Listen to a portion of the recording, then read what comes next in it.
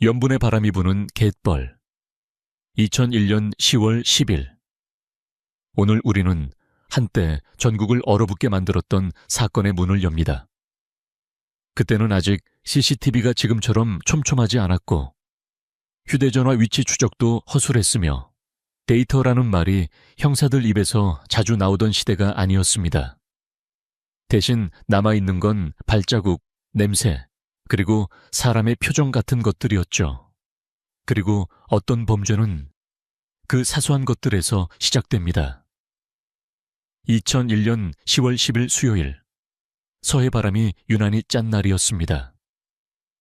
인천 근교, 시흥과 안산 사이의 간척지. 사람들은 그곳을 검은잎 갯골이라 불렀습니다. 물길이 좁고 진흙은 검고 갈대는 사람 키보다 훨씬 컸습니다. 썩은 뻘 냄새와 기름 냄새가 섞여 공기가 늘 무거운 곳. 썩고 가라앉고 다시 떠오르는 것들이 반복되는 장소였습니다. 갯골을 정기적으로 청소하는 환경미화원 두 사람이 그날도 작은 철판배를 몰고 안쪽으로 들어갔습니다.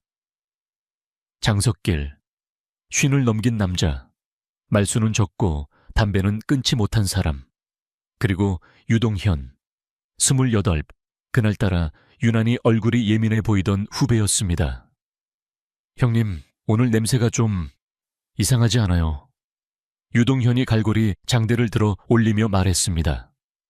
물 위에 떠다니는 쓰레기 더미를 찍어 눌러 빼내는 작업은 원래 악취와의 싸움이었지만 그날 냄새는 결이 달랐습니다. 단순히 하수구나 음식물 쓰레기 같은 썩은 냄새가 아니었습니다. 더 묵직하고 끈적하게 목구멍에 달라붙는 냄새. 오래 젖어있던 천과 무엇인가가 부패하며 내뿜는 단백질의 냄새가 섞인 듯한 설명하기 어려운 불길함이었습니다. 장석길은 담배를 입에 물고도 불을 붙이지 못했습니다. 이 바닥에서 이상한 냄새가 어딨어. 그냥 이래. 하지만 유동현은 장대를 다시 밀어넣다가 멈칫했습니다. 쓰레기 더미가 이상하게 무거웠습니다. 아래에서 무언가가 지늘게 걸린 채 버티고 있는 느낌이었습니다. 그는 장대를 조금씩 움직여 걸린 물체를 끌어올렸습니다. 진흙이 쭉 소리를 내며 갈라지고 물 표면에 검은 덩어리가 떠올랐습니다.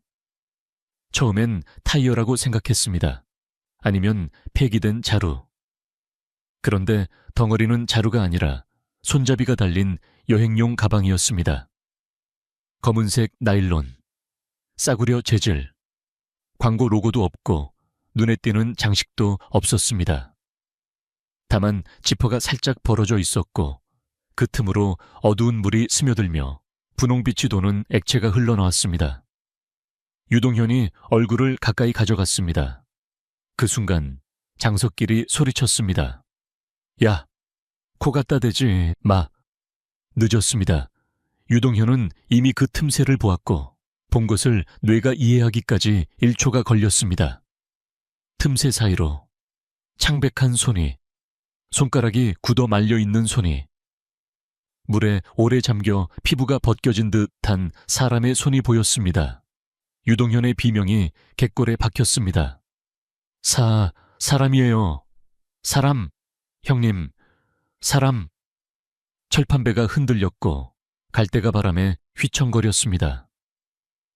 장석길은 담배를 바닥에 떨어뜨리고 가방 쪽으로 다가가려다 다리가 풀려 주저앉았습니다.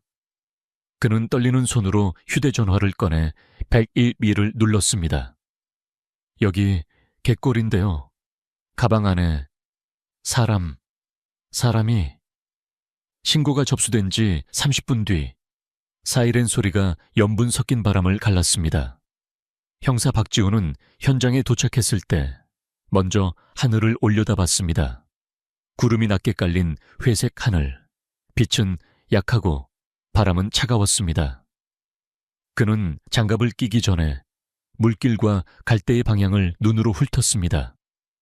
그리고 가방의 위치를 봤습니다. 가방은 떠내려와 우연히 걸린 모양이 아니었습니다. 정확히 뿌리 사이에 끼워져 있었고 물길 한가운데가 아니라 사람이 접근하기 어려운 갈대 그림자 쪽으로 붙어 있었습니다. 박지훈은 입술을 한번 깨물었습니다. 이건 우연이 아니라 선택이다. 누군가의 선택. 그 옆에 선 법의관 한서연은 말을 아꼈습니다. 그녀는 마스크 뒤에서 짧게 숨을 들이마신 뒤 메모장에 몇 글자를 적었습니다. 현장 악취 강함, 화학냄새 혼재. 열어야 합니다. 박지훈의 목소리는 건조했습니다. 감정을 드러내면 이 일은 버틸 수가 없다는 걸 그는 알고 있었습니다. 현장 감식반이 지퍼를 조심스럽게 끝까지 내렸습니다. 그리고 그 순간 경험 많은 경찰들조차 잠깐 숨을 멈췄습니다. 가방 안에는 젊은 여성으로 보이는 시신이 웅크린 자세로 들어 있었습니다. 얼굴은 젖은 머리카락에 가려 있었고 피부는 물에 오래 잠긴 듯 창백했습니다. 손목엔 전선처럼 보이는 케이블이 깊게 파고들어 있었습니다. 옷가지가 거의 보이지 않았습니다. 한서연이 몸을 숙여 손전등으로 가방 내부를 비췄습니다. 그녀는 잠깐 멈칫하더니 박지훈 쪽을 힐끗 봤습니다. 연출 흔적이 있습니다. 박지훈은 대답 대신 주변을 다시 둘러봤습니다. 갈대, 진흙, 물길, 그리고 멀리서 들리는 까마귀 소리. 이 지역 사람이 잘 안 들어오죠. 그가 동네 담당 지구대 경찰에게 물었습니다. 예, 낚시꾼들 가끔 들어오긴 하는데 저 안쪽은 거의 안 갑니다. 냄새도 심하고 길도 없고요. 박지훈은 고개를 끄덕였습니다. 사람이 오지 않는 곳은 사람을 숨기기에 좋은 곳이다. 그런데도 완벽하게 숨기려는 사람이 있다면 그건 단순히 숨기려는 게 아니라 시간을 조절하려는 사람이다. 그는 가방의 손잡이를 손가락으로 살짝 들어 올렸다가 놓았습니다. 무게감이 지나치게 분명했습니다. 이건 혼자서 던져놓고 끝낼 일이 아니었다. 운반이 필요했고 계획이 필요했고 무엇보다 여기라는 장소를 아는 사람이 필요했습니다. 그때 한서연이 조용히 말했습니다. 지퍼 틈에서 나온 액체의 색이 단순 오염이 아닙니다. 그리고 이 냄새, 표백제 계열이 섞여 있어요. 표백제, 현장을 지우려는 의지, 죽음을 숨기려는 게 아니라 죽음의 얼굴을 바꾸려는 의지. 나는 이 대목에서 늘 등골이 서늘해집니다. 사람을 죽이는 것만으로도 충분히 끔찍한데 어떤 사람은 거기서 멈추지 않습니다. 그들은 사건을 만들고 이야기를 연출합니다. 자신이 만든 이야기대로 경찰이 움직이길 바라죠. 그건 살인이 아니라 통제에 가깝습니다. 박지훈이 노란 통제선을 더 넓게 치라고 지시했습니다. 방영 200m, 이 갯골 전체를 현장으로 봅니다.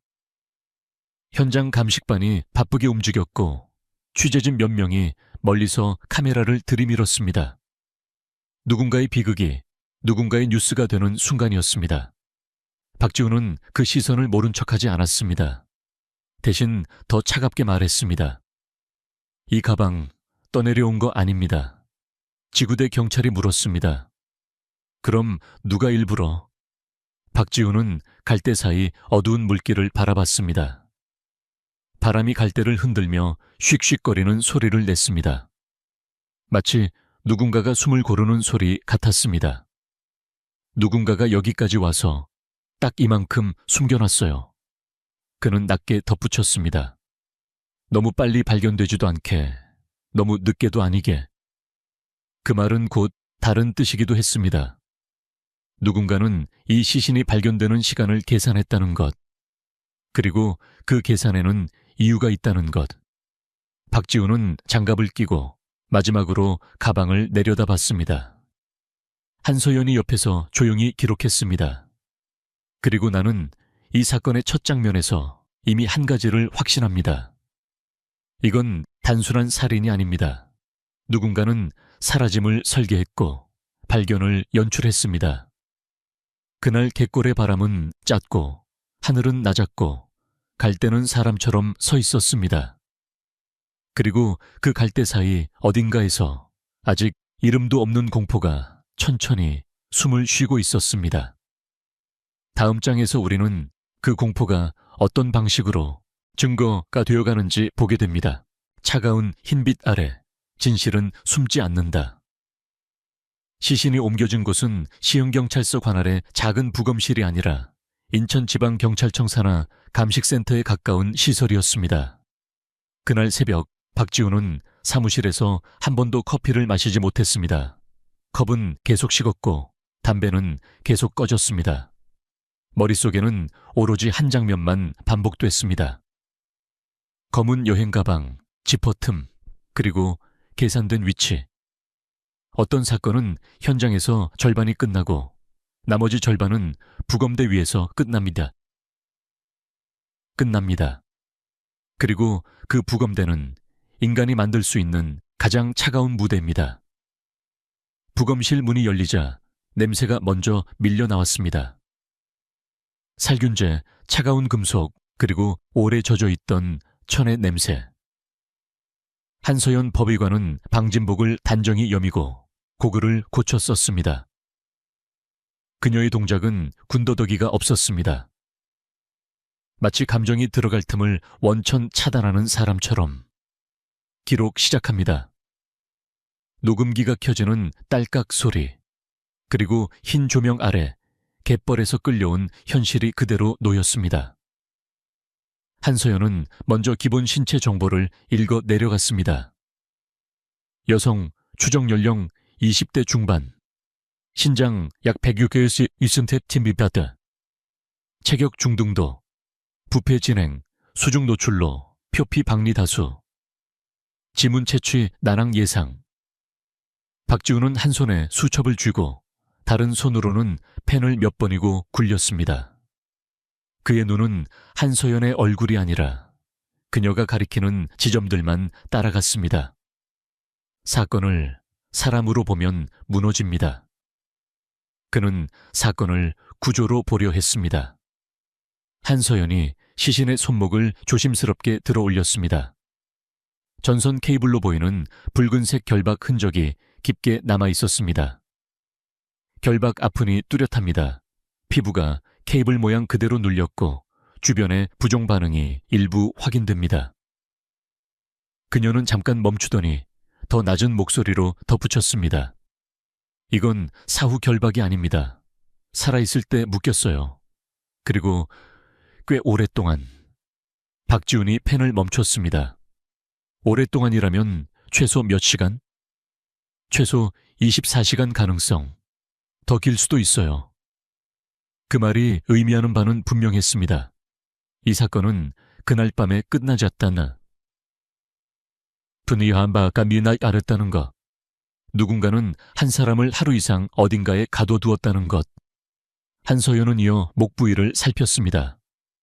경부의 폐쇄성 아픈, 수평에 가깝고 일정한 폭. 그녀의 손끝이 목에 깊게 패인 흔적을 따라갔습니다. 설골 손상 가능성, 기도 압박, 직접 쌓이는 기계적 질식, 즉 교살로 판단합니다. 박지훈은 짧게 물었습니다. 사망 시점은? 한서연은 부패 정도와 수중, 노출, 당시 기온 자료를 넘겨보며 계산했습니다. 발견일 기준 약 일주일 전후, 오차 범위는 있지만 대략 10월 3일 전후로 추정됩니다. 10월 3일, 박지훈의 머릿속에서 날짜가 모처럼 박혔습니다. 현장은 10월 10일, 그리고 사망은 그보다 일주일 전. 발견되는 시간이 계산되었다면 계산자는 이 일주일을 어디에 썼을까? 한서연이 시신의 얼굴 쪽으로 조심스럽게 조명을 옮겼습니다. 젖은 머리카락이 얽혀 있고 피부 조직은 심하게 손상되어 있었습니다. 그녀는 멈칫하지 않고 가장 건조한 어조로 말했습니다. 안면과 흉부에 화학적 손상, 강산, 수안, 계열로 추정됩니다. 황산 가능성이 높아요. 박지훈의 눈썹이 아주 미세하게 움직였습니다. 그게 살아있을 때? 한서연은 고개를 저었습니다. 아니요. 기도 앞에서 흡입 흔적이 없습니다. 즉, 산이 뿌려졌을 때 피해자는 이미 호흡하지 않았습니다. 그녀는 결론을 깔끔하게 잘랐습니다. 사후 훼손입니다. 목적은 하나죠. 신원 확인 방해. 그 순간 이 사건의 윤곽이 더 선명해졌습니다. 살해는 끝이 아니라 시작이었고 훼손은 우발이 아니라 절차였습니다. 나는 여기서 늘 묻게 됩니다. 사람이 사람을 죽일 수 있다는 사실보다 더 끔찍한 건 그 다음 단계가 있다는 겁니다. 어떻게 숨길까가 아니라 어떻게 보이게 할까를 설계하는 단계. 그건 범죄라기보다 연출입니다. 악의적인 연출. 한서연은 복부로 시선을 옮겼습니다. 여러 군데 날카로운 손상 흔적이 확인됐지만 그녀는 단정하게 말했다. 출혈 반응이 미약합니다. 심장 활동이 중단된 뒤 생긴 손상으로 판단됩니다. 그녀는 메스를 내려놓고 박지훈을 바라봤습니다. 사망 후에 훼손한 겁니다. 격렬한 감정, 증오, 혹은 수사 혼란 유발 목적. 박지훈은 이 대목에서 메모를 크게 썼습니다. 사후 훼손 에일처스 메시지. 그에게 메시지는 언제나 두 가지 의미였습니다. 첫째, 누군가에게 보여주기 위한 것. 둘째, 경찰을 움직이기 위한 것.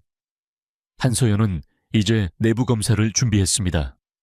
그리고 몇 분 뒤 그녀가 입 밖으로 꺼낸 단어 하나가 부검실 공기를 바꿨습니다. 위 내용물, 죽, 전복, 전복살. 조직이 섞여 있습니다. 박지훈이 고개를 들었습니다. 전복죽? 한서연은 고개를 끄덕였습니다. 비교적 고급 식재료입니다. 그리고 소화 정도로 보아 사망 12시간 전 섭취했을 가능성이 있어요.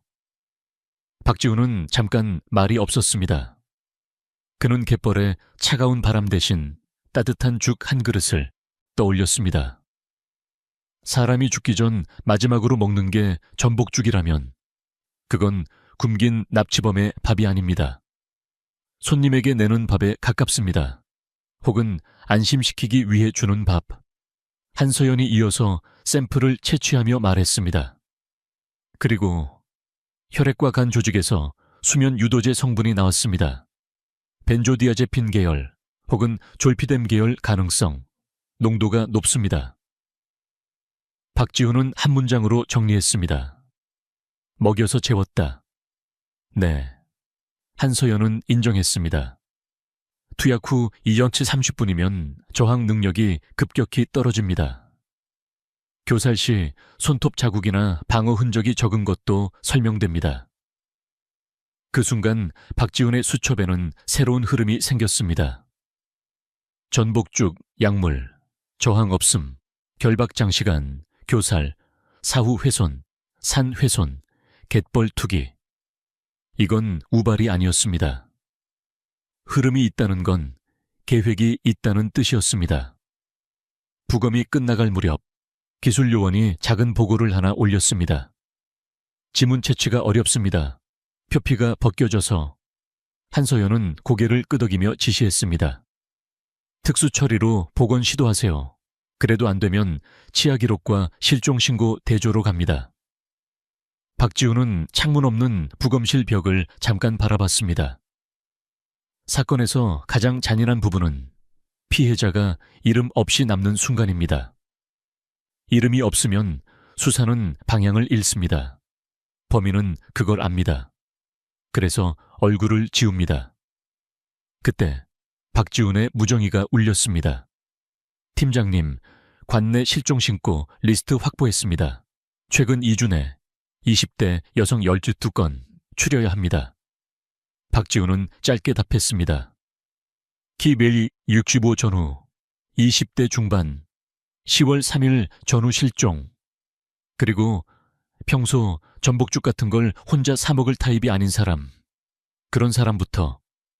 그는 무정의를 끄고 한서연을 향해 말했습니다.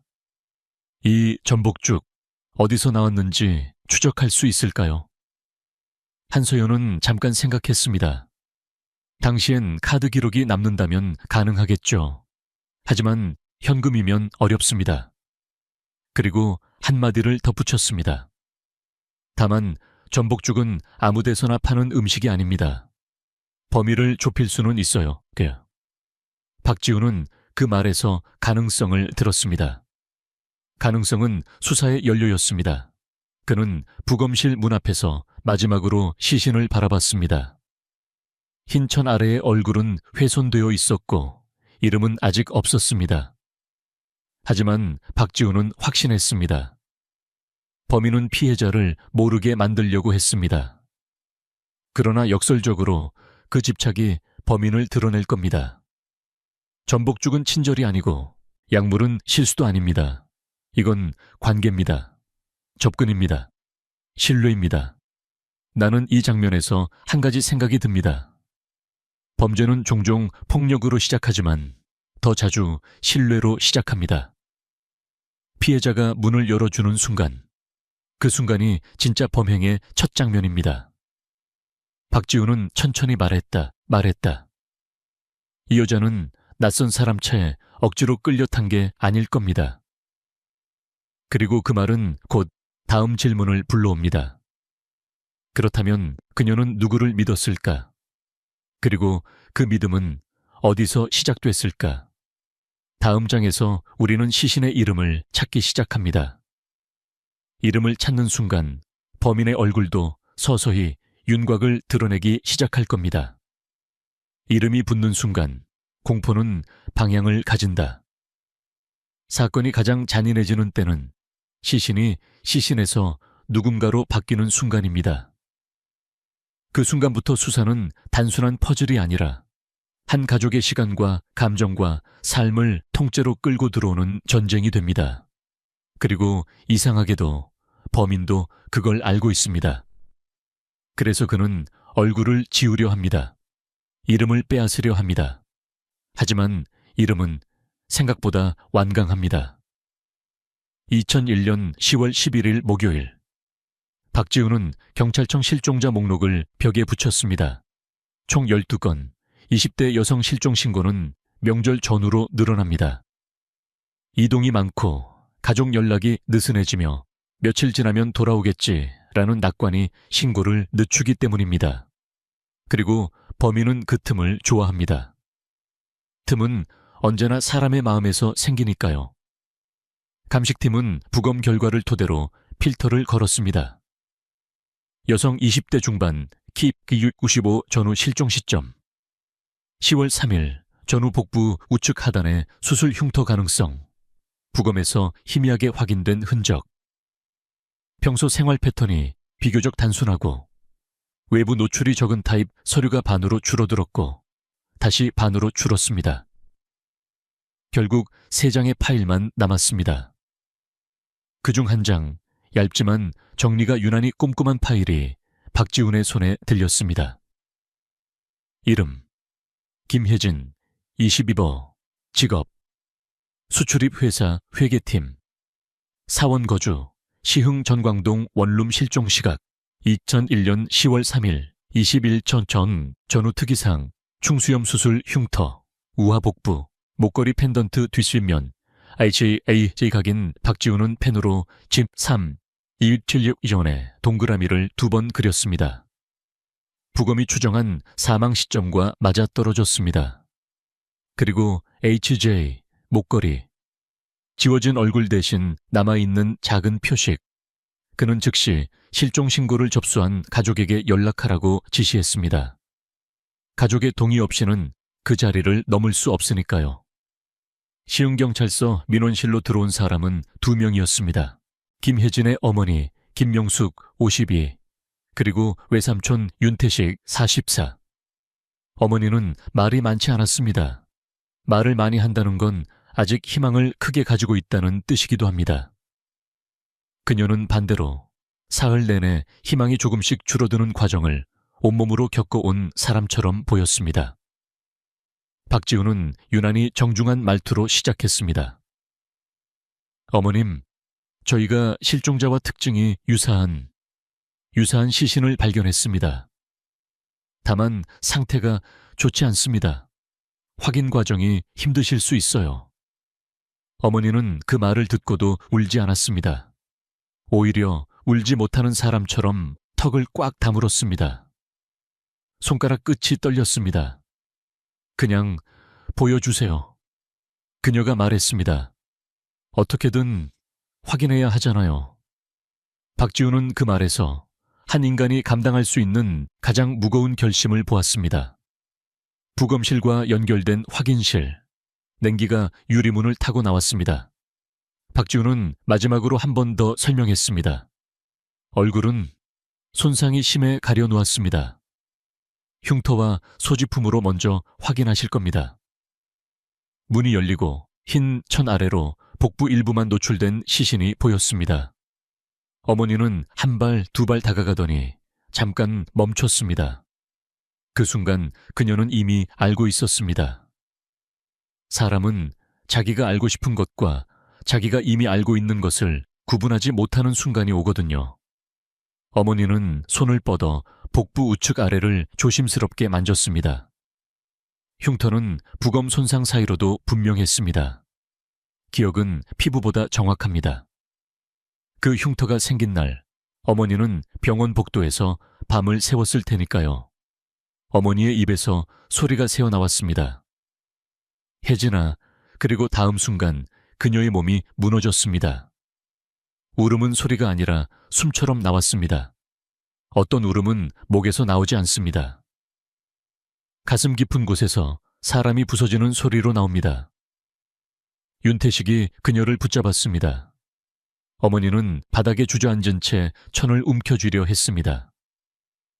박지훈은 그 손이 천에 닿기 전에 조용히 시선을 돌렸습니다. 업무는 업무지만 인간이 인간의 끝을 대면하는 장면을 정면으로 바라보는 데에는 한계가 있습니다. 잠시 후 감식반이 작은 비닐 봉투를 내밀었습니다. 목걸이, 은색 체인, 작은 펜던트, 뒷면에 아주 작게 새겨진 알파벳 2글자, HJ. 어머니는 그걸 보는 순간 고개를 세차게 저었습니다. 거부가 아니라 이미 받아들였다는 뜻의 부정이었습니다. 세상에서 가장 슬픈 알겠습니다라는 표현. 그날 갯벌에서 발견된 시신은 이름을 얻었습니다. 김혜진. 그리고 이름이 붙는 순간부터 사건은 달라집니다. 이제 이 사건은 단지 여성 시신 사건이 아니라 김혜진 살인 사건이 됩니다. 범인에게 불리한 방향으로 공포가 방향을 얻는 순간이죠. 확인이 끝난 뒤 박지훈은 어머니에게 물었습니다. 마지막으로 혜진 씨와 통화하신 건 언제였습니까? 어머니는 눈가를 닦으며 답했습니다.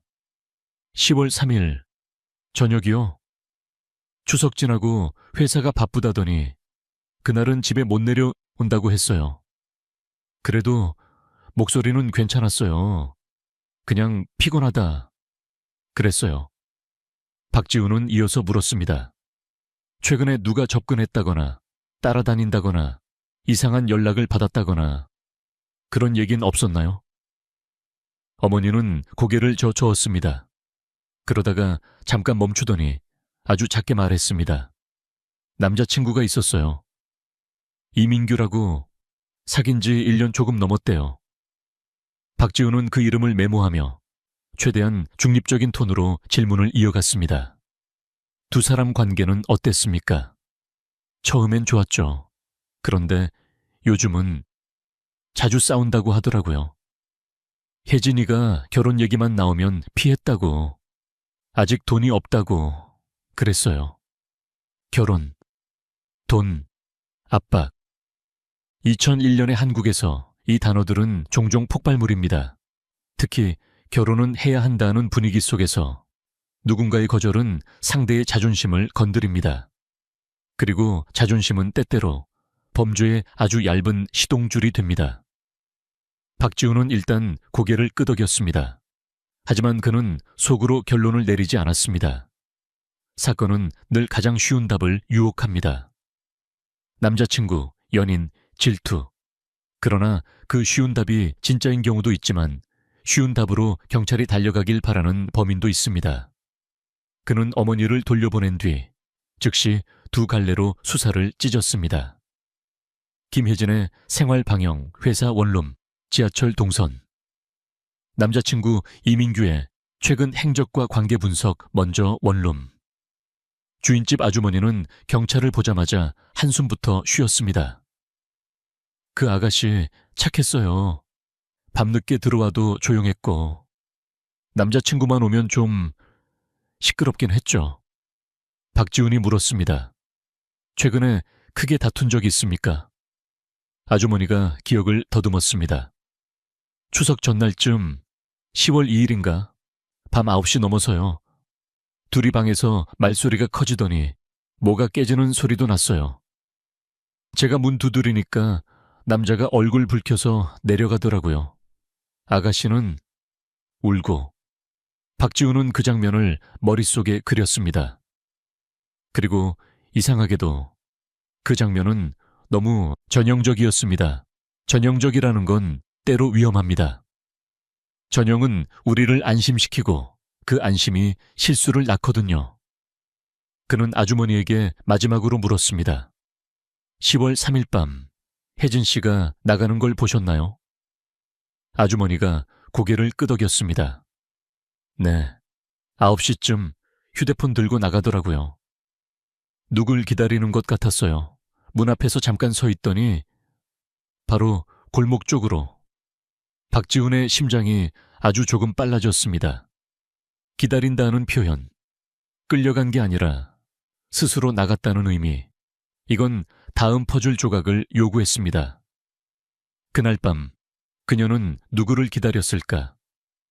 회사 조사에서 더 흥미로운 진술이 나왔습니다.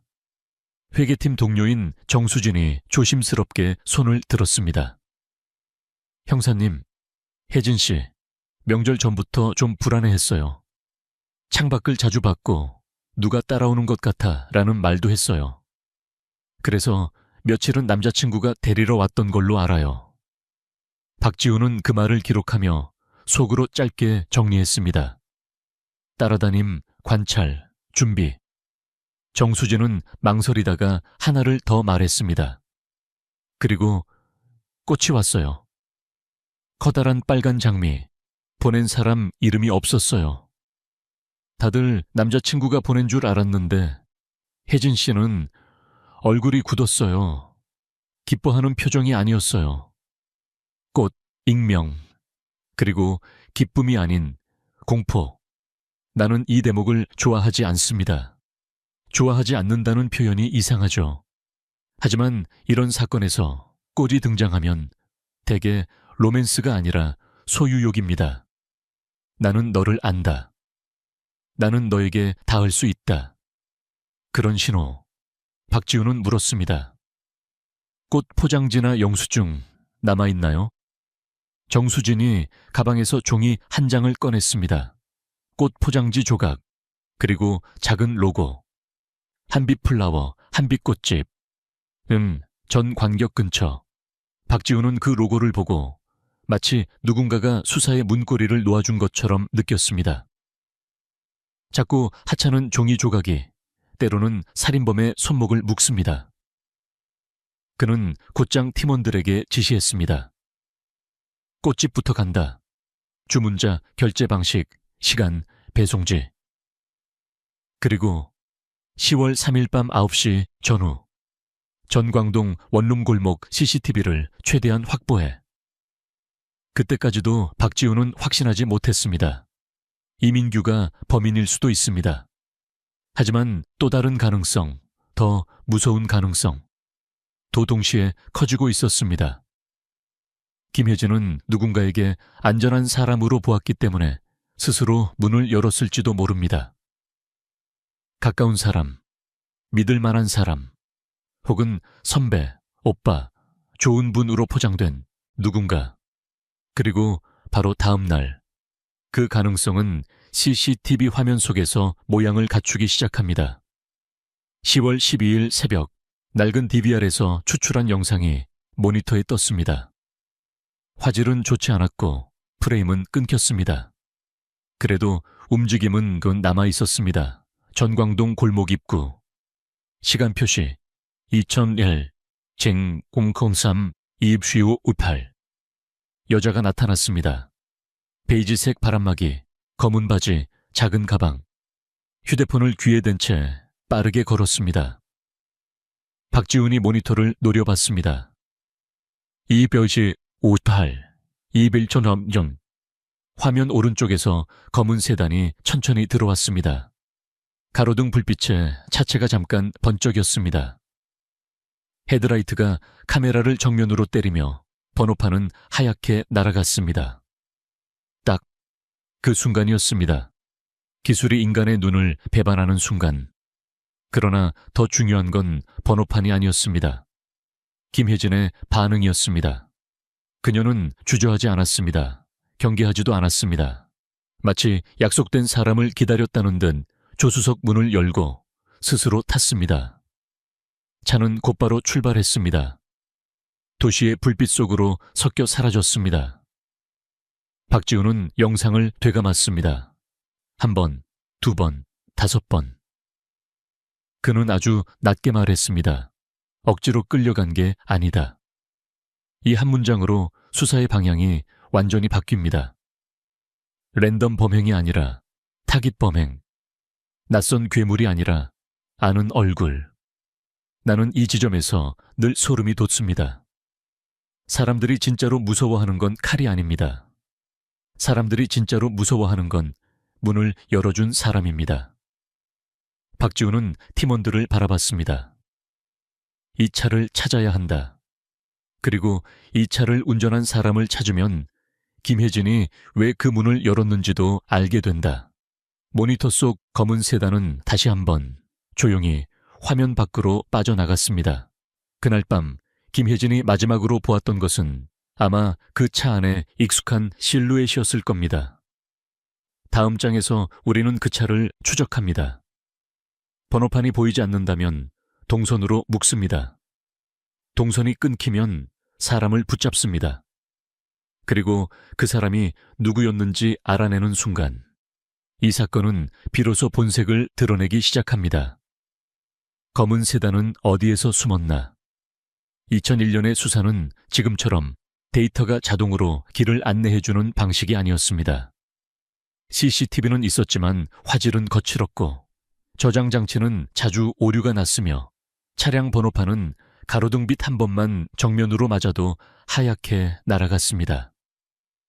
그럼에도 형사들은 그 흐릿한 화면 속에서 범인이 남기고 간 의도된 그림자를 찾아냈습니다. 그리고 나는 이 과정이 늘 섬뜩합니다.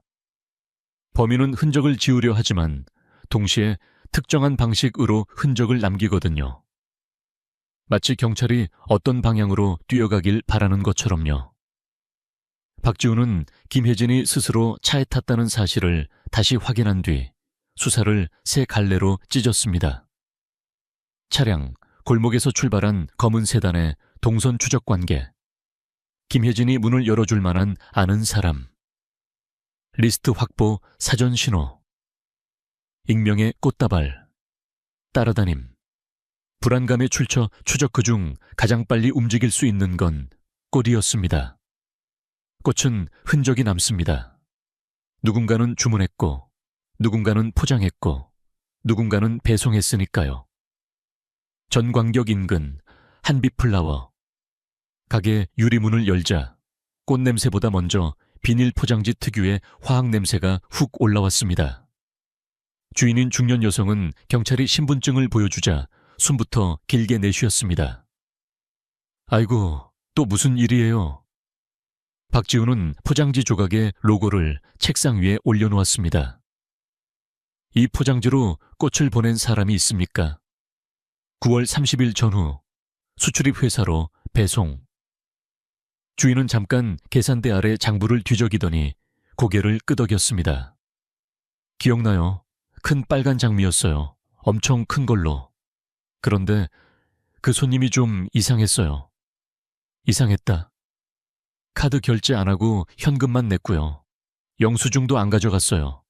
그리고 주인이 목소리를 낮췄습니다. 쪽지나 카드도 절대 넣지 말래요. 이름도 남기지 말고. 박지훈은 그 문장을 들으며 속으로 아주 짧게 정리했습니다. 기념이 아니라 표식이다. 인상착의는요. 주인은 손가락으로 자신의 얼굴을 가리켰습니다. 모자 푹 눌러쓰고 마스크 끼고 바람막이 회색, 키는 한 115쯤, 말투는 이상하게 점잖았어요.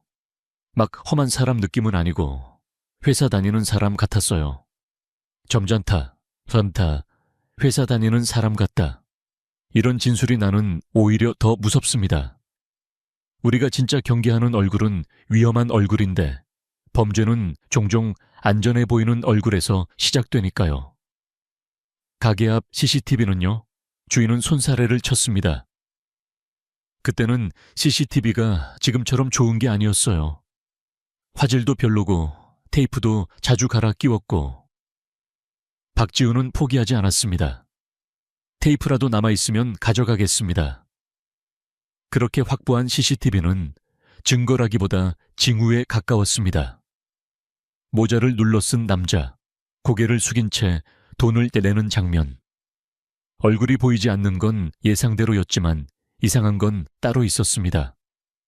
그 남자는 가게에서 나올 때 주변을 한 번 더 훑고 나갔습니다.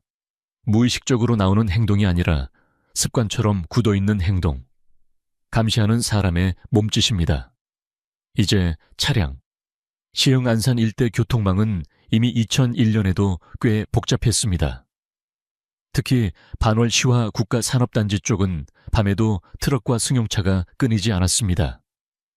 검은 세단 한 대를 그 속에서 찾는 건 말 그대로 반을 찾기였습니다. 그래서 박지훈은 번호판 대신 동선을 잡았습니다.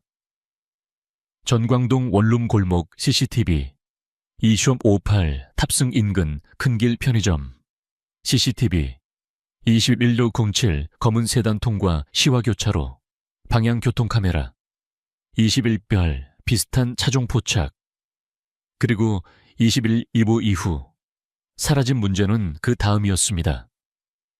그 시절 산업단지 안쪽은 카메라가 거의 없었고 공장들의 사설 CCTV도 각자 관리가 엉망이었습니다. 검은 세단은 마치 공단의 어둠 속으로 녹아든 것처럼 사라졌습니다. 박지훈이 차량 담당 분석 요원을 불렀습니다. 차종 특정 가능해. 분석 요원은 캡처 화면을 확대해보며 말했습니다. 번호판은 불가능합니다. 다만 테일램프와 트렁크 라인으로 보면 그랜저, XG나 EF 소나타 계열 가능성이 높습니다. 당시 흔한 차라 범위가 너무 넓습니다. 흔한 차. 그 말은 곧 흔한 사람이 숨기기 좋은 도구라는 뜻이기도 했습니다. 박지훈은 방향을 바꿨습니다. 차가 사라진 곳이 공단이라면 공단에는 사람이 남아 있습니다. 특히 밤을 지키는 사람. 경비, 야간 근무자, 택시기사, 편의점 직원. 그날 밤 팀은 공단의 끝자락까지 들어갔습니다. 낡은 창고들이 늘어선 도로는 가로등이 드문드문 꺼져 있었고 바람은 철 냄새를 실어왔습니다. 바람이 세면 더 무섭습니다. 소리를 지워버리거든요. 도로 끝 작은 경비초소. 늙은 경비원 한 명이 라디오를 틀어놓고 앉아 있었습니다. 이름은 노상배, 나이 63. 박지훈은 검은 세단 캡처 사진을 보여주었습니다. 이 차 10월 3일 밤 9시쯤 본 적 있습니까? 노상배는 사진을 한참 들여다보더니 천천히 고개를 끄덕였습니다. 봤어요. 기억나요. 왜냐면 그날이 딱 명절 연휴 끝물이라 공단이 더 조용했거든. 박지훈의 몸이 살짝 앞으로 기울었습니다. 어디에서 봤습니까? 노상배는 초소 밖 어두운 공터를 가리켰습니다. 저기, 저 공터에 차가 잠깐 섰어요. 안에 남자 하나, 여자 하나. 창문 닫혀 있었는데 말다툼하는 것 같았고 그가 잠깐 멈추더니 목소리를 낮췄습니다. 남자가 여자를 한번 세게 치는 걸 봤어요. 여자가 고개를 숙이더니 그 뒤로 차가 창고 쪽으로 들어갔지. 그 순간 박지훈은 머릿속에서 한 장면이 확정되는 느낌을 받았습니다. 김혜진은 스스로 탔지만 그 이후부터는 스스로가 아니었을 가능성이 커졌습니다. 어느 창고로 들어갔습니까? 노상배는 단지 안쪽을 손가락으로 짚었습니다. 3번 창고요. 대림물류라고. 근데 거기 요즘 거의 안 써요. 차도 자주 안 들어오고. 박지훈이 물었습니다. 차 번호는요? 노상배가 난감한 표정을 지었습니다. 다 보진 못했고 뒤에 두 자리만 어렴풋이. 그는 멋쩍게 웃었습니다. 내가 숫자에 좀 민감해요. 예전에 그것 좀 했거든. 그리고 말했다. 89였던 것 같아요. 뒤 두 자리 89. 이건 증명이 아니라 낚싯바늘이었습니다. 확실하진 않지만 걸리면 크게 걸리는 낚싯바늘. 박지훈은 즉시 지시했습니다. 대림물류 3번 창고. 오늘 밤부터 봉쇄 수준 감시. 출입 차량 전부 기록. 그리고 회사 책임자, 창고 관리자를 확인해. 그러나 다음 보고는 예상보다 빨리 도착했습니다. 팀장님, 대림물류 3번 창고 관리자 이름 확인됐습니다. 손정훈 32세, 물류관리 책임자. 결혼했고 아이 하나. 평판 좋고 동네에서도 조용한 사람으로 알려졌습니다. 박지훈은 이름을 되뇌었습니다. 손정훈. 나는 이 대목에서 늘 소름이 돋습니다. 사람들이 상상하는 범인은 괴물인데 실제로 가장 위험한 얼굴은 좋은 평판의 얼굴일 때가 많습니다. 왜냐하면 좋은 평판은 피해자의 경계를 낮추는 최고의 마스크니까요. 박지훈은 다음 날 아침 손정훈을 만나러 갔습니다. 대림물류 사무실. 손정훈은 경찰을 보고도 놀라지 않았습니다. 오히려 너무 침착했습니다. 침착함이 죄는 아니지만 사건 수사에서 과도한 침착함은 종종 경고등입니다. 무슨 일로 오셨습니까? 박지훈은 곧바로 핵심을 던졌습니다. 10월 3일 밤 9시 전후 전광동과 시화공단 인근에서 손 씨 명의의 차량과 유사한 검은 세단이 포착됐습니다. 그 시간에 어디에 계셨습니까? 손정훈은 잠깐 생각하는 척하더니 아주 또렷한 말투로 답했습니다. 그날 밤 저는 안산 쪽으로 갔습니다. 기름을 넣었고요. 그는 서랍을 열어 종이 한 장을 꺼냈습니다.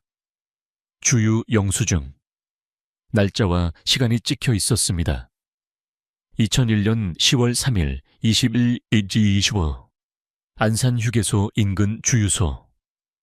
손정훈은 담담하게 말했습니다. 여기 찍혀 있지 않습니까? 제가 공단에 있을 시간이 없습니다. 박지훈은 영수증을 받아들고 아주 천천히 눈으로 훑었습니다. 완벽했습니다. 너무 완벽했습니다. 그리고 수사에서 너무 완벽한 것은 대개 문제입니다. 주유소 CCTV는 확인해 봐야겠군요. 손정훈은 미소 비슷한 표정을 지었습니다. 확인하십시오. 저는 숨길 게 없습니다. 박지훈은 그 미소를 보고 오히려 확신이 더 강해졌습니다. 숨길 게 없다는 사람일수록 숨길 방법을 먼저 준비해두는 경우가 있습니다. 그건 오만이 아니라 습관입니다. 차에서 나오며 팀원이 물었습니다. 팀장님, 저 영수증이면 알리바이 성립 아닙니까? 박지훈은 창밖으로 공단의 회색 건물들을 바라보며 대답했습니다. 알리바이가 성립할수록 더 봐야 한다. 사람이 정말 결백하면 알리바이는 자연스럽게 생겨. 그런데 방금 건 누가 미리 연습해두자에 둔 문장 같았어. 그날 밤 박지훈은 사건 기록 첫 페이지에 굵게 적었습니다. 손정훈, 완벽한 알리바이. 그러나 너무 완벽하다. 그리고 나는 이 문장을 볼 때마다 생각합니다. 범죄자는 종종 시간을 속입니다. 자신이 있어야 할 곳에 자신이 없고 없었어야 할 곳에 자신이 있게 만드는 방식으로요. 검은 세단은 공단 안쪽에서 사라졌습니다. 하지만 그 사라짐이야말로 누군가의 손으로 만들어진 빈칸이었습니다. 다음 장에서 우리는 그 빈칸을 파고듭니다. 주유소 CCTV가 무엇을 보여주는지, 그리고 왜 손정훈은 자신을 찍히게 만들었는지. 사건은 이제 그가 했는가가 아니라 그가 어떻게 시간의 얼굴을 바꿨는가로 넘어갑니다. 완벽한 알리바이, 그리고 빈칸의 냄새. 주유 영수증은 얇은 종이 한 장이었지만 그날 박지훈의 손에서는 쇳덩이처럼 무거웠습니다. 시간과 장소가 또렷하게 박혀있는 알리바이는 수사를 멈추게 만드는 힘이 있습니다. 경찰이 멈추는 순간 범인은 숨을 쉽니다. 그래서 박지훈은 멈추지 않았습니다. 그는 오히려 그 종이의 잉크 냄새를 의심했습니다. 주유소 CCTV부터. 그 한마디로 팀은 안산 쪽으로 움직였습니다.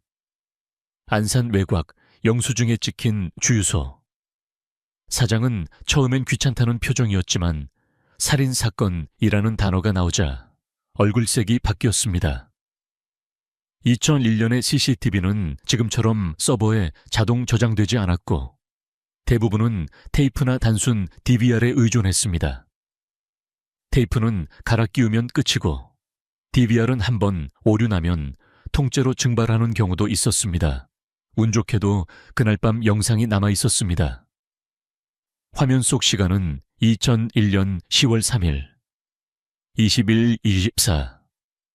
검은 세단이 천천히 주유기에 접근했습니다. 차종은 확실치 않았지만 형태는 경비 노상배가 본 검은 세단과 크게 다르지 않았습니다. 정지. 박지훈이 말했다. 차가 멈췄습니다.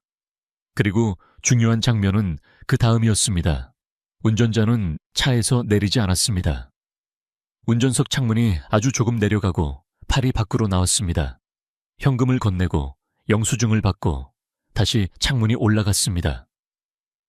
박지훈은 모니터에 얼굴을 바짝 붙였습니다. 운전자의 얼굴은 모자와 마스크에 가려 거의 보이지 않았습니다. 하지만 옷은 보였습니다. 회색 바람막이. 그는 화면을 돌려 꽃집 CCTV 캡처를 옆에 띄웠습니다. 거기에도 모자와 마스크, 그리고 회색 바람막이가 있었습니다. 같은 사람일 가능성이 큽니다. 영상 분석 요원이 말했습니다. 박지훈은 고개를 끄덕이지도 부정하지도 않았습니다. 그저 낮게 말했습니다. 문제는 이 사람이 손정훈이냐는 거지. 그는 다시 재생을 지시했습니다. 운전자가 돈을 건네는 순간 손목이 잠깐 비쳤습니다. 장갑은 없었지만 손목의 각도, 팔의 움직임이 어딘가 미묘했습니다. 사람은 거짓말을 해도 몸짓은 거짓말을 못할 때가 있습니다. 특히 연습한 거짓말일수록 몸짓이 어색해집니다. 박지훈은 화면을 멈추고 팀원에게 물었습니다. 손정훈, 오른손잡이지? 예, 서명도 오른손, 평소 습관도 오른손잡이로 확인됐습니다. 박지훈은 화면 속 팔의 움직임을 다시 봤습니다. 운전자는 돈을 건넬 때 왼손을 더 자연스럽게 썼습니다. 물론 단정할 수는 없었습니다. 하지만 완벽한 알리바이에 생긴 첫 번째 미세한 균열이었습니다. 나는 이런 장면이 늘 섬뜩합니다. 범인은 시간을 만들기 위해 다른 사람의 몸을 빌립니다. 자신이 있어야 할 곳에 자신이 있게 만들려고요. 그리고 그게 가능해지는 순간부터 범죄는 더 이상 충동이 아니라 조직에 가까워집니다. 박지훈은 다음 카드를 꺼냈습니다. 통신기지국 위치, 손정훈 휴대폰 10월 3일 저녁부터 밤까지 위치 뽑아. 통신팀에서 가져온 출력물은 단순했습니다. 19심, 마지막 송수신, 19시인가 23제 오수 전원 꺼짐 또는 무응답 23.3 4주 이후 재접속 손정훈은 이미 배터리가 방전됐다라고 설명해둔 상태였습니다.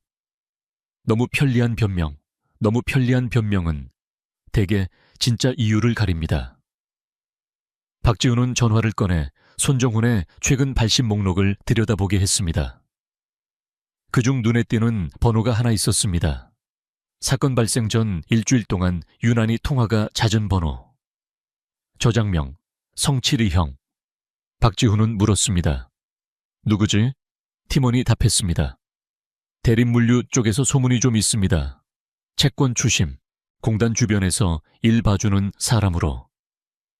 채권 추심, 공단, 현금, 회색 바람막이.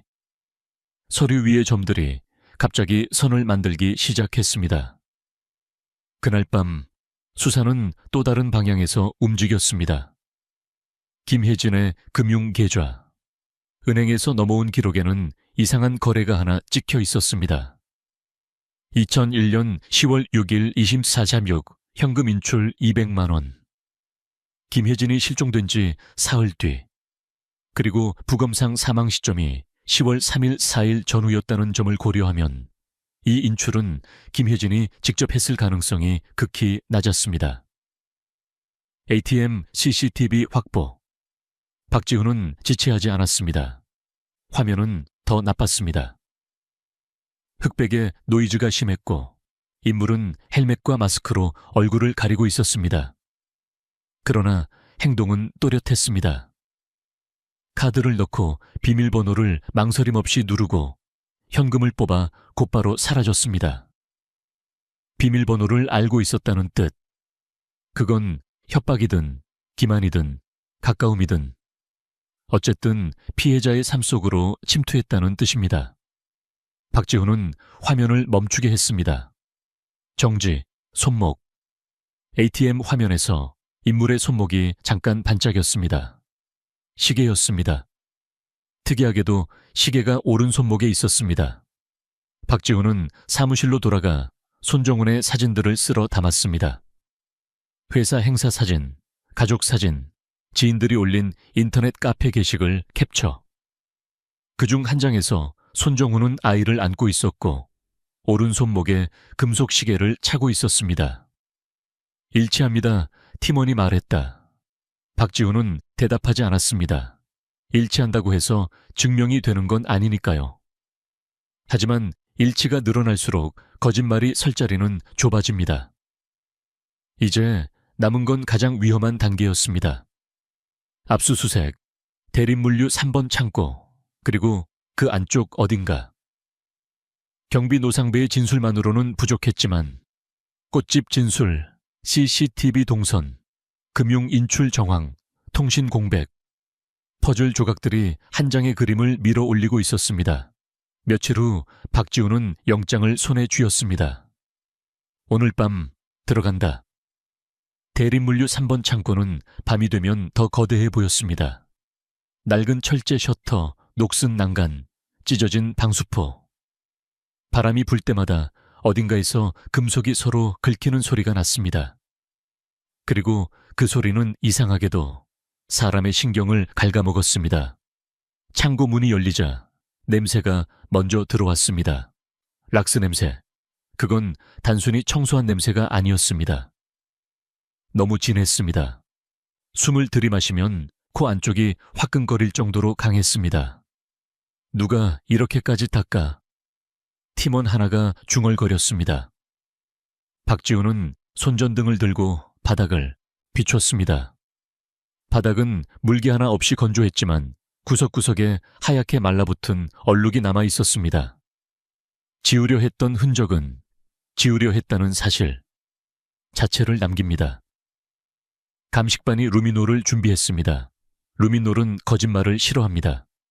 눈에 안 보이는 걸 보여주거든요. 불이 꺼지고 어둠 속에서 분사기가 움직였습니다. 몇 초 뒤 바닥 한쪽이, 벽 일부가 희미하게 푸른 빛으로 반응했습니다. 진하지 않았습니다. 누군가 정말 미친 듯이 닦아낸 흔적이었습니다. 그래도 반응은 반응이었습니다. 미량 혈흔 반응, 감식반이 말했습니다. 하지만 락스가 강하게 들어갔습니다. DNA 확보가 쉽지 않을 수 있어요. 박지훈은 침착한 척했지만 속으로는 이를 갈았습니다.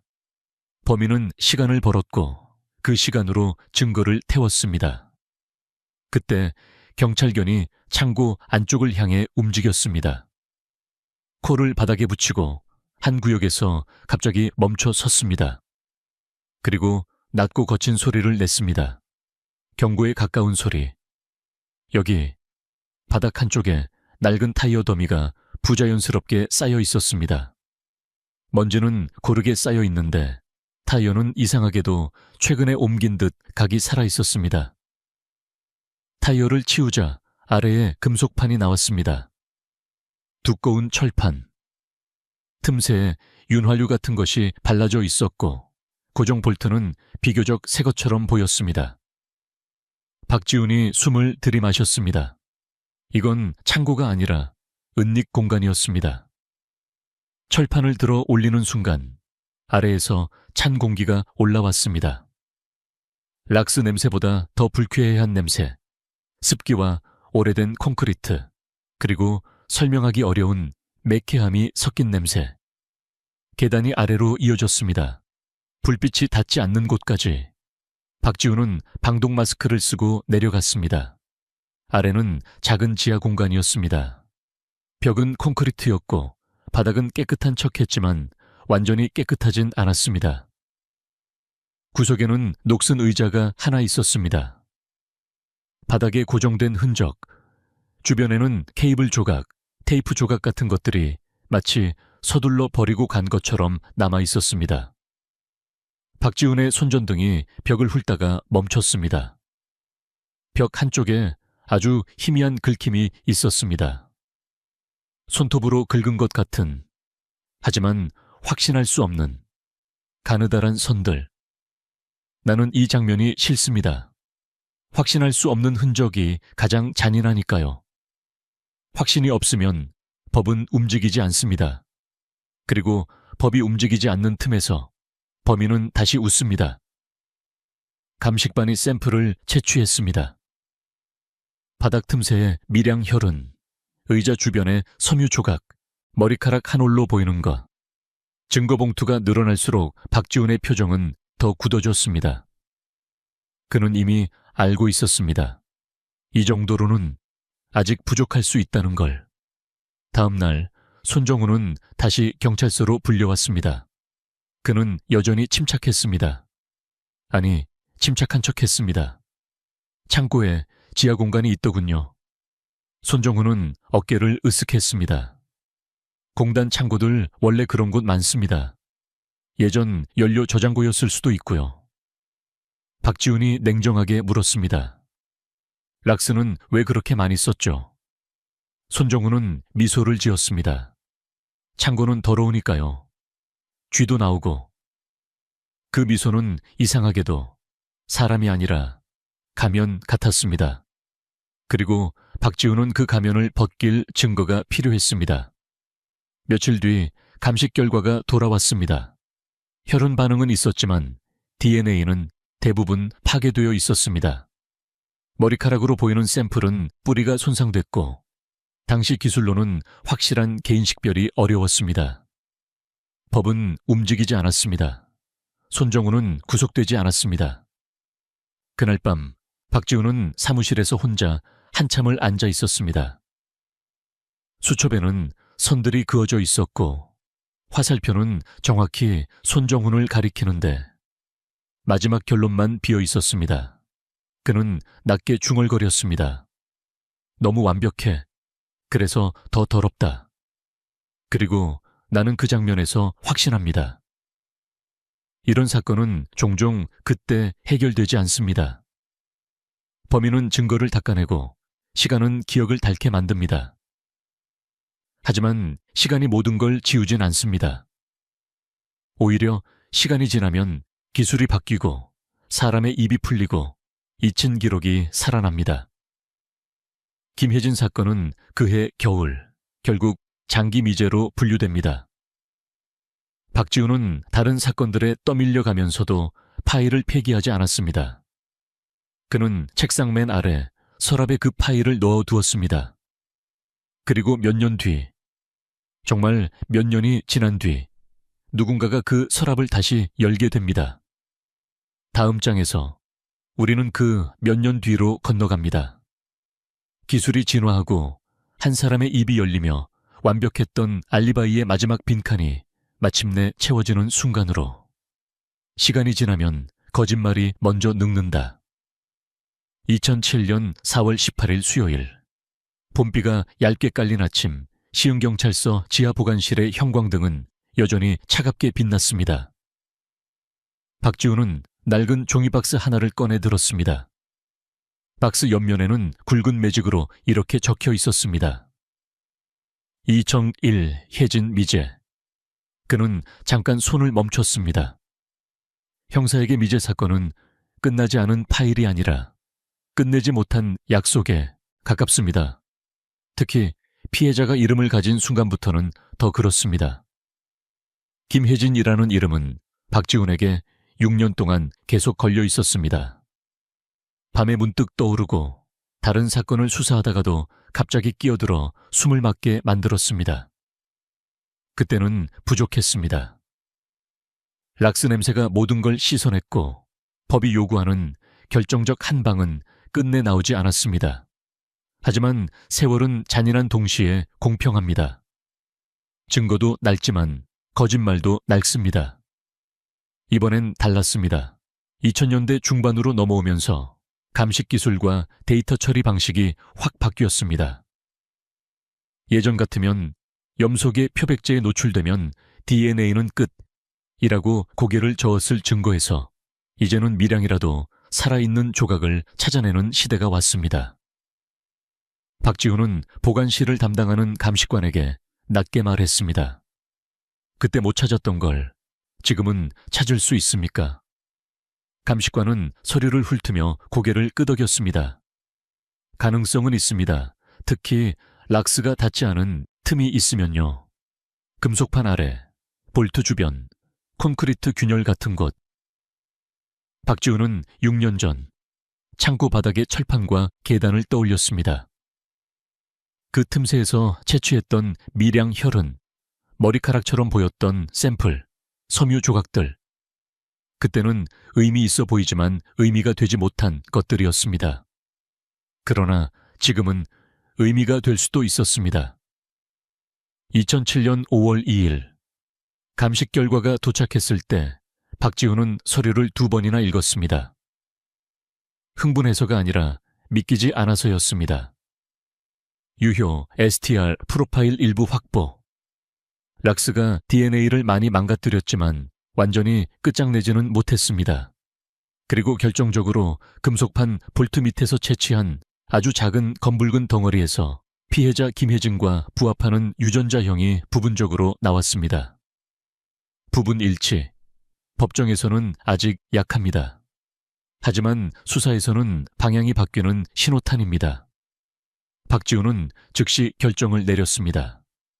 대림물류 3번 창고 다시 들어간다. 똑같이 말고 더 집요하게. 그날 밤 재수색이 시작됐습니다. 6년 전에도 철판은 열렸지만 그때는 보이는 것 위주로 훑고 지나갔습니다. 이번엔 달랐습니다. 감식반은 콘크리트에 미세 균열까지 확대경으로 훑었습니다. 볼트 하나를 풀어도 그 주변의 먼지를 따로 채취했습니다. 수사는 가끔 집요함의 예술이 됩니다.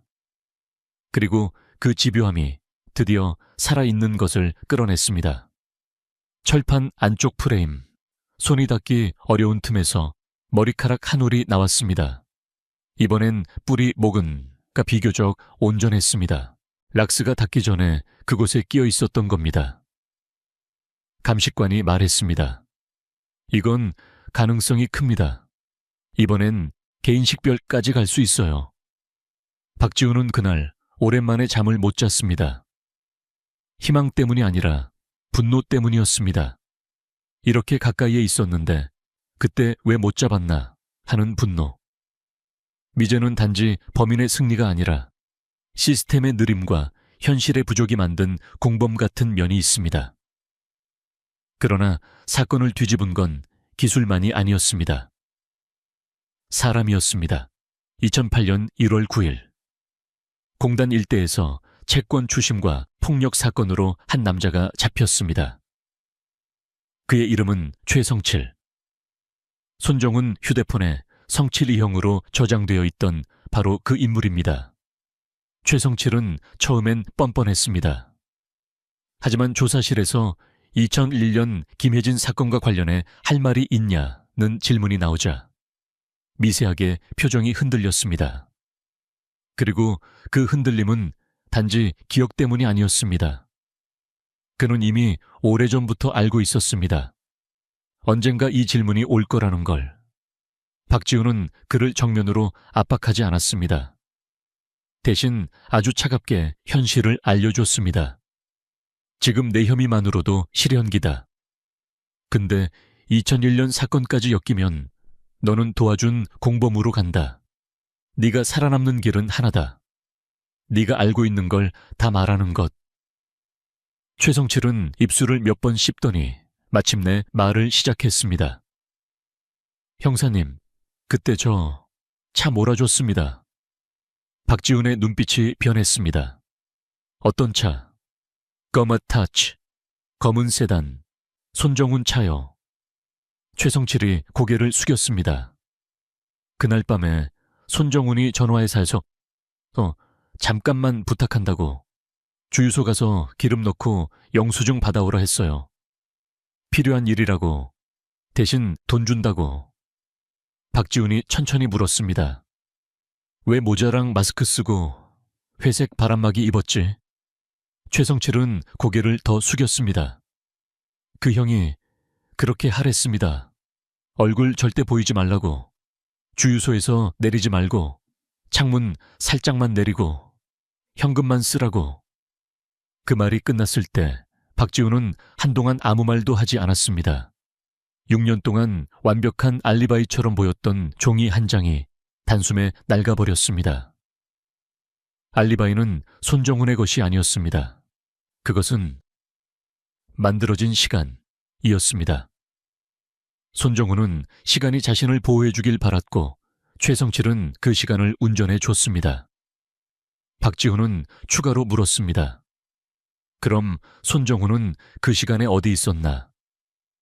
최성칠은 잠깐 망설이더니 아주 작게 말했습니다. 공단에 있었을 겁니다. 3번 창고. 그 형이 거기서 해결할 일이 있다고 했어요. 박지훈은 그 순간 목구멍이 잠깐 막히는 느낌을 받았습니다. 해결. 범죄자들은 사람을 망가뜨리는 일을 늘 그런 단어로 포장합니다. 해결, 정리, 처리. 단어가 가벼워질수록 실제로 벌어진 일은 무겁습니다. 2008년 2월 3일. 박지훈은 손정훈에 대한 구속영장을 청구했습니다. 이번엔 달랐습니다. 창고 지하에서 확보된 목은 DNA, 피해자 김혜진과 부합 최성칠 진술, 알리바이 조작, 대리운전, 현금 결제, 복장 지시, ATM 영상과 손정훈의 착용 습관, 오른손목 시계, 정황 통신 기록 공백, 사건 시간대 전원 차단, 꽃집 주문 정황, 현금 익명, 회색 바람막이 인상착에. 각각만 보면 약할 수 있습니다. 하지만 함께 놓이면 하나의 방향으로만 기울어집니다. 영장은 발부되었습니다. 체포는 아침 출근길 공단 진입로에서 이루어졌습니다. 손정훈은 차를 세우고 창문을 내리며 소리쳤습니다. 뭡니까 이거? 내가 뭘 했다고? 박지훈은 영장을 펼쳐 보이며 말했습니다. 손정훈 씨, 2001년 10월 3일 김혜진 씨 살인 사건으로 체포한다. 손정훈의 얼굴이 잠깐 굳었습니다. 그 짧은 순간이 박지훈에게는 6년치 답처럼 보였습니다. 놀라지 않는 사람이 처음으로 놀라는 순간. 그건 감정이 아니라 계산이 무너지는 순간입니다. 압수수색은 정밀하게 진행됐습니다. 그리고 범인은 늘 같은 실수를 합니다. 증거를 지우는 데 성공하면 그걸 완벽이라고 착각합니다. 완벽하다고 믿는 순간 버리지 못하는 물건이 생깁니다. 손정훈의 차량 트렁크 아래 공구함 속에서 낡은 전선 케이블 묶음이 나왔습니다. 실제로 직접 결박 도구와 일전질 일로 연결되는지는 감식이 더 필요했지만 그런 물건이 왜 그곳에 아직 남아있는지 자체가 수사에 불을 붙였습니다. 그리고 집안, 서랍 깊숙한 곳에서 작은 비닐봉지가 하나 발견됐습니다. 금속 체인 조각, 끊어진 고리, 감식관이 조용히 말했습니다. 목걸이, 연결부 같습니다. 박지훈은 그걸 손에 들고 한동안 바라봤습니다. 사람이 죽으면 모든 게 끝나는 것 같지만 사실은 그때부터 남은 사람들이 끝나지 않은 시간을 살게 됩니다. 김혜진의 어머니가 그랬고 박지훈도 그랬습니다. 범인은 그 시간을 훔쳐 살았습니다. 조사실, 손정훈은 끝까지 깔끔한 말을 골랐습니다. 창고에 김혜진이 온 적은 있지만 잠깐이었습니다.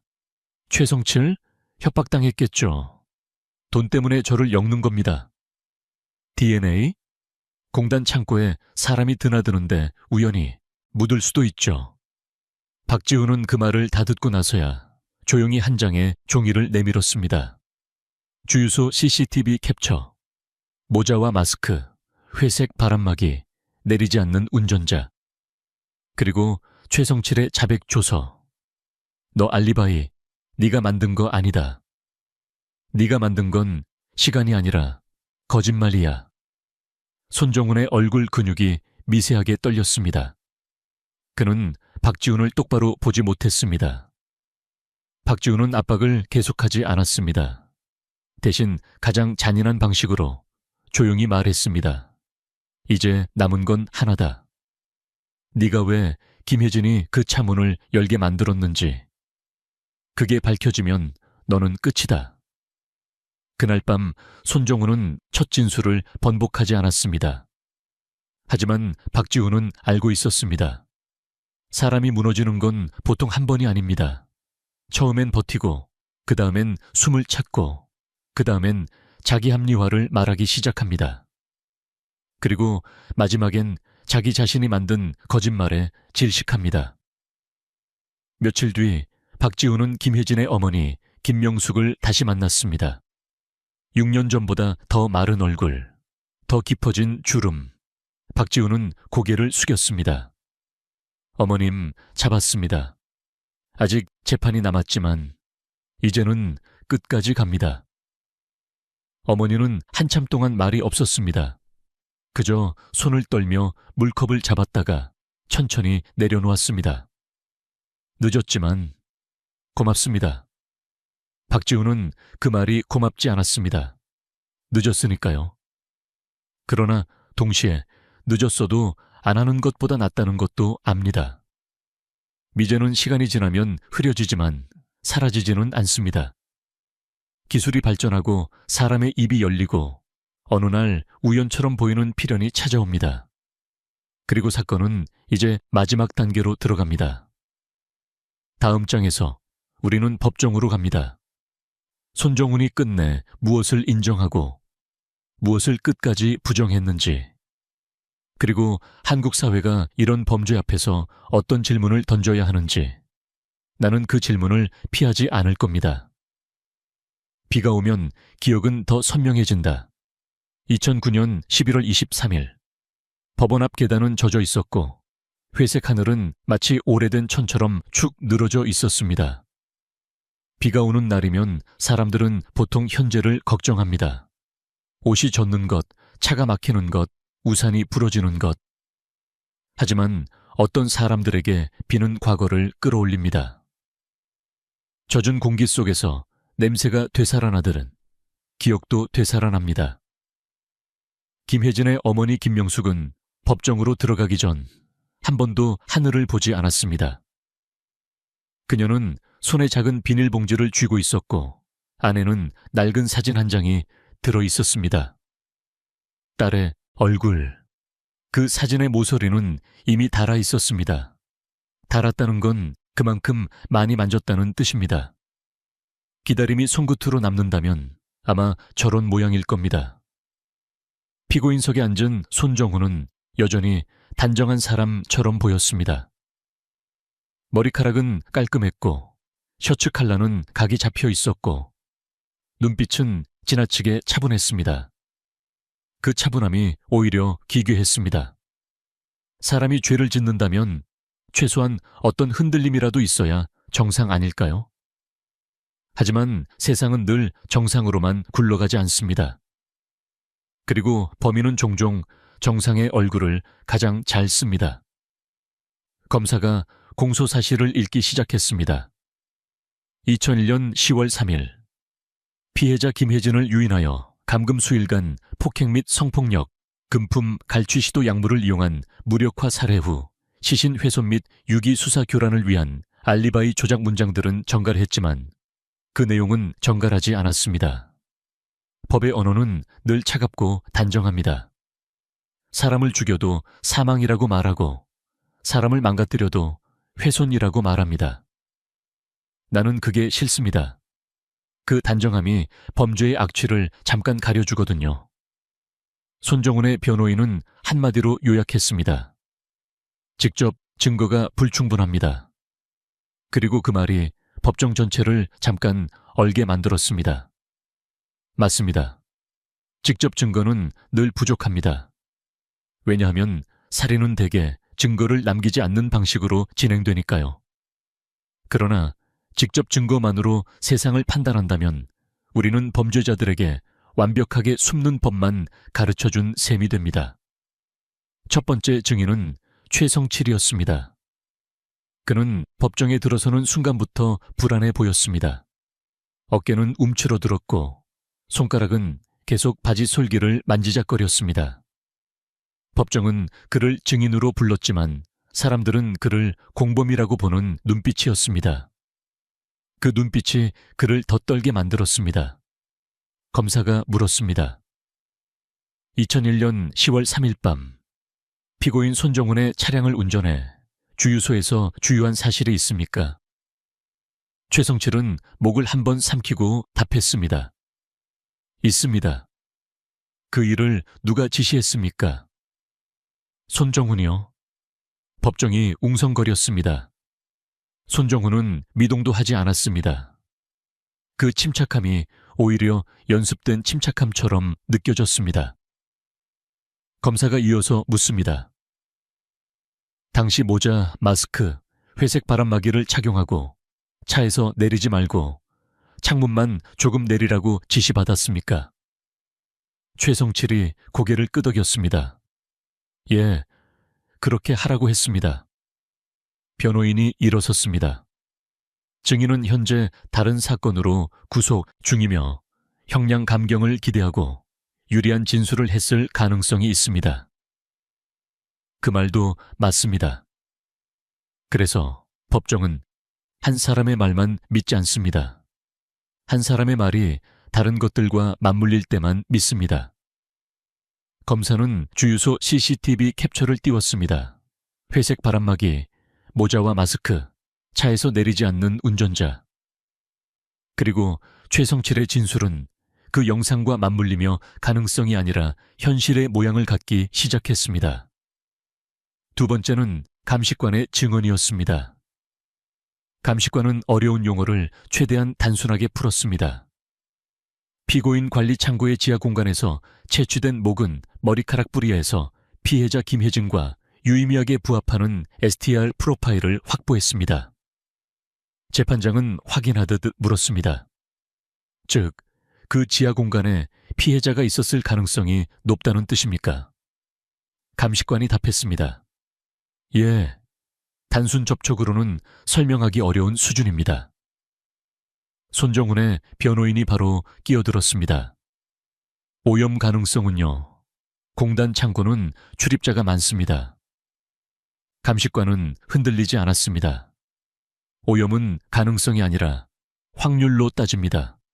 확보된 모근의 상태, 위치, 그리고 함께 나온 미량 혈흔 반응 등을 고려하면 우연으로 보기 어렵습니다. 나는 이 대목에서 숨이 잠깐 멎는 느낌이었습니다. 기술은 차가운 숫자이지만 그 숫자가 말하는 건 결국 그녀가 그곳에 있었다는 사실입니다. 그 말은 한 줄이면 끝인데 그 한 줄이 피해자에게는 지옥의 문장입니다. 세 번째는 박지훈의 증언이었습니다. 형사가 법정에 서는 모습은 이상합니다. 그들은 늘 누군가를 추적하는 위치에 익숙한데 법정에서는 오히려 추적당하는 위치가 되니까요. 수사의 빈틈이 무엇이었는지, 절차가 합법적이었는지, 감정이 개입된 건 아닌지 모든 질문이 그에게 칼처럼 돌아옵니다. 검사가 물었습니다. 피고인 손정훈의 알리바이가 조작되었다고 판단한 근거는 무엇입니까? 박지훈은 짧게 답했습니다. 주유소 영상 속 운전자의 복장과 행동 양식이 꽃집 CCTV의 주문자와 유사했고 무엇보다 최성칠이 대리운전을 인정했습니다. 그리고 피고인의 휴대전화가 사건 시간대 의도적으로 꺼져 있었습니다. 변호인은 공격적으로 물었습니다. 형사는 피고인에게 편견이 있었던 것 아닙니까? 6년 전부터 피고인을 의심했다고 들었습니다. 박지훈은 잠깐 숨을 들이마시고 말했습니다. 편견이 아니라 패턴입니다. 피해자는 스스로 차에 탔습니다. 즉, 운전자는 피해자가 믿을 만한 사람이었습니다. 공단 내부에서 사라졌고 그 공단의 창고 관리자가 피고인이었습니다. 알리바이가 과도하게 완벽했습니다. 그리고 완벽함은 때때로 조작의 냄새를 풍깁니다. 재판장이 물었습니다. 그 조작의 냄새를 확정으로 바꾼 건 무엇입니까? 박지훈은 고개를 들고 답했습니다. 사람입니다. 최성칠의 진술과 그 진술이 영상과 통신기록, 물적 증거들과 일치한다는 점입니다. 나는 그 말을 듣는 순간 이상하게도 안도감보다 씁쓸함이 먼저 올라왔습니다. 결국 사건을 여는 열쇠는 기술이 아니라 사람의 입이었습니다. 그리고 그 입이 열리기까지 6년이 걸렸습니다. 그 6년 동안 김혜진은 어디에도 없었습니다. 그러니 이 재판은 현재의 승리가 아니라 과거의 패배를 조금이라도 되돌리는 절차에 가깝습니다. 손정훈의 마지막 진술. 피고인석에서 일어난 그는 처음으로 숨을 크게 들이마셨습니다. 그리고 말했다. 저는 김혜진을 해친 적 없습니다. 최성칠은 거짓말을 하고 있습니다. 창고지하 오래된 시설입니다. 제가 만들지도 않았고 피해자가 거기 있었다는 것도 모릅니다. 그는 끝까지 직접적인 고백을 하지 않았습니다. 범죄자들은 종종 마지막까지 사실의 조각을 부정합니다. 왜냐하면 고백은 죄를 인정하는 게 아니라 자신의 자기 이미지를 무너뜨리는 일이기 때문입니다. 그들에게 죄책감은 없을지 몰라도 자기에는 있습니다. 재판장은 판결 선고를 다음 기일로 미뤘습니다. 2010년 2월 8일 선고일, 법정은 다시 가득 찼습니다. 김명숙은 손에 쥔 사진을 조용히 꺼내 무릎 위에 올려두었습니다. 박지훈은 뒤쪽에 앉아 아무 말도 하지 않았습니다. 그날만큼은 형사도 기자도 방청객도 모두가 판사의 입만 기다렸습니다. 판결문은 길었습니다. 그러나 핵심은 몇 문장으로 요약됩니다.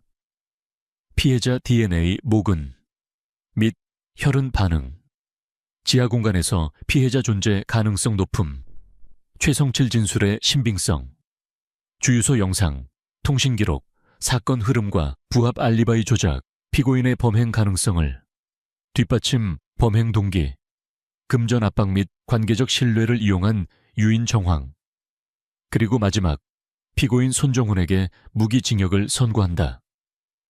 법정안이 조용해졌습니다. 조용함은 늘 늦게 옵니다. 사람들의 뇌가 끝이라는 단어를 처리하는데 시간이 걸리기 때문입니다. 김명숙이 천천히 숨을 내쉬었습니다. 울음이 아니라 어떤 공백 같은 숨. 그 숨은 기쁨이 아니었습니다. 내가 보기엔 그건 끝내지 못한 슬픔이 잠깐 멈춘 순간에 가까웠습니다.